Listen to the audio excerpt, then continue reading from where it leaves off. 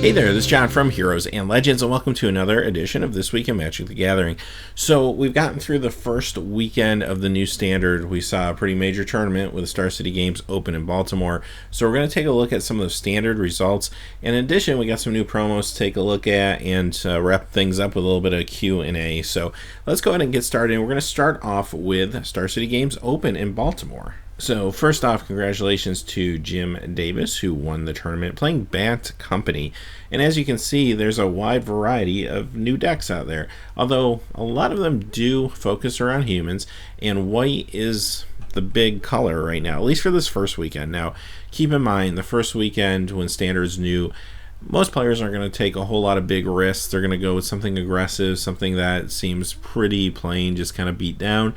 But as the next few weeks unfold, we're going to see probably some more creative things. So this first week, what we're looking at is pretty typical. Bat Company actually was a very good deck list in my opinion. Let's go ahead and take a quick look at that one, and then we'll look at some of the other ones in the top 8. But here's the deck Jim Davis won with, and you're going to see here there are a lot of humans and a lot of the creatures that you're going to see in some of the other human decks. However, Collected Company is what really kind of pulls this particular build together, and a lot of new cards being played, and not just in this deck.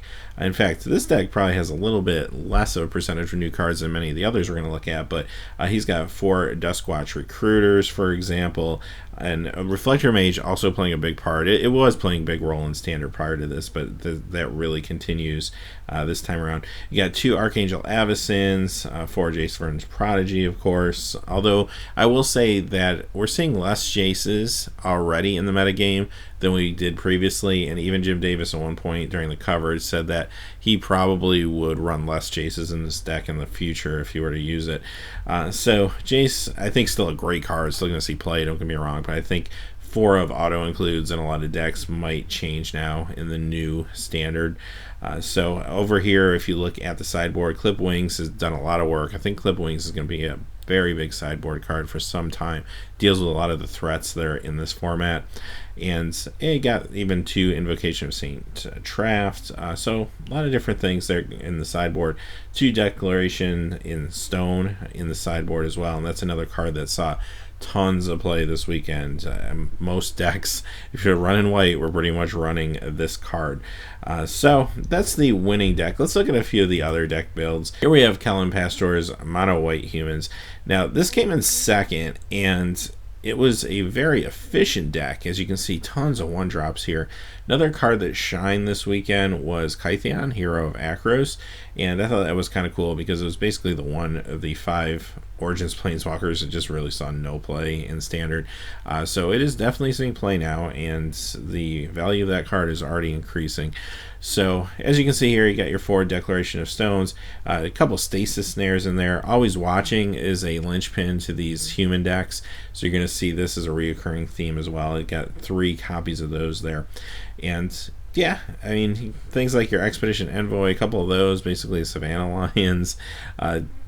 Nothing too surprising here, just tons of 1-drops, Westvale Abbey also saw a lot of play this weekend. There's 1 in the main, 2 in the sideboard in this version. So there you go. Let's look at Eldrazi.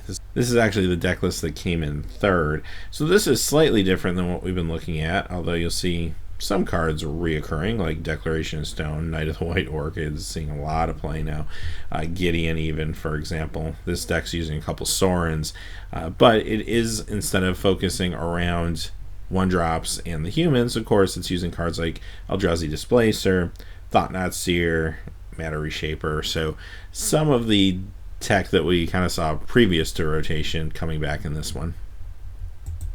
This one I thought was pretty interesting. Todd Anderson's blue-red control deck. This one's different and unique, at least. And this is the level of complexity I think we're going to see more of over the next few weeks leading to the Pro Tour.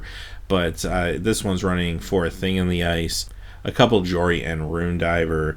You got your 2 Chandra Flame Callers here in the main.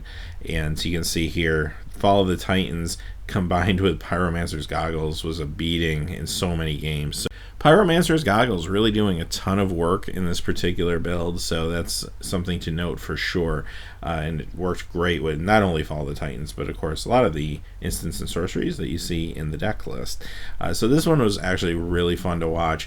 Whenever he was on camera, it seemed like he lost, but whenever he was not on camera, he seemed to win. So we maybe didn't get to see it go crazy on camera, but it actually was very, very good. Next we have white-black mid-range, and you're going to notice here, this one feels a little bit like a cross between a Humans deck, a little bit of Eldrazi going on here. Definitely a lot more Planeswalkers, so you have 3 Gideons, 2 of Nixilis, 2 Sorens in the main deck, which is actually kind of awesome. You also have 3 Archangel Avacyn's, of course. A lot of control cards in this one, like Languish and Transgress the Mind. Of course, 3 Declaration and Stones, and Languish is another card that really saw a lot more play post-rotation. This card's seeing tons more play than it was seeing before, so another one to keep your eye on. But yeah, interesting build. This one also did quite well, of course. Here's a couple more versions of Humans we'll just look at quickly. This one was Colin Styles' white-blue Humans, and you can see Archangel of Tithe. This is another card that's seeing tons of play. I think we'll continue to see tons of play through this new standard, and this deck runs a couple Dragonlord Ojutais. It kind of exploits Always Watching with cards like Archangel of Tides and Ojutai. And of course you also have Archangel Avacyn in here too. Kytheon makes an appearance here as well. So this one is a little more expensive, not full of 1-drops like the one that came in second. Maybe not quite as consistent, but still did very, very well. And there's something to be said for playing the blue to get cards like Reflector Mage, which can be a huge game at times. Finally, let's look at white-green Humans. So not too different. You're seeing the main components of the deck being the same, but this deck's using Tireless Tracker, which is an amazing card. I think that card is going to do very well in Standard for a while. That's really the main reason this is white-green and not just mono white, is this deck really wants to play that card. This one's running 4 copies of Always Watching, 4 Declaration of Stones as their spells. Other than that, a lot of cheap creatures, maybe not quite as cheap as the mono white version we looked at already, but still pretty cheap for the most part. And Knight of the White Orchid also did a lot of work this weekend. So there you have it. That's kind of a quick wrap up of what we saw at Star City Games. Now, there are a few other interesting decks out there, but for the most part, kind of what you saw at the top 8 was pretty reflective of what was in the field. And like I said, we'll see some different stuff next week. I think next week it's going to evolve and take another step forward. And then the big crazy stuff we're going to see at the Pro Tour within a couple weeks. Alright, now let's move on to some of the promos that have been announced over the last few weeks. Now, with all the spoilers and set reviews and all that stuff going on with Shadows over Innistrad, we didn't really cover this when it came out, but just wanted to pass these along to you quickly. What you're seeing on the screen right now is art for June's Friday Night Magic promo, which is going to be Sylvan Scrying. So, of course, this will be a foil version of it, and I love the art. I think it looks awesome. So, this is a very cool card that we'll see in June at Friday Night Magic. Now we have a couple Judges promos also to take a look at, and the first one is Temporal Manipulation. Now, this was in one of the Portal sets, and this is the first time that's really being reprinted and that you can get it in foil form, but it's basically Time Warp, and the reason people like this card or necessarily want this card is because it does allow you to run this along with Time Warp in, say, a commander deck or something like that. So even though it's basically the same card, it's a different card and it's got a different name. So there it is. If that's something you're in the market for, might be a very cool foil version of it. The art's very interesting. I actually kind of like the art on this too. So pretty cool promo. And the second one is Shardless Agent. Now the big deal here is that this is in foil, which there's really no other way to get Shardless Agent in foil.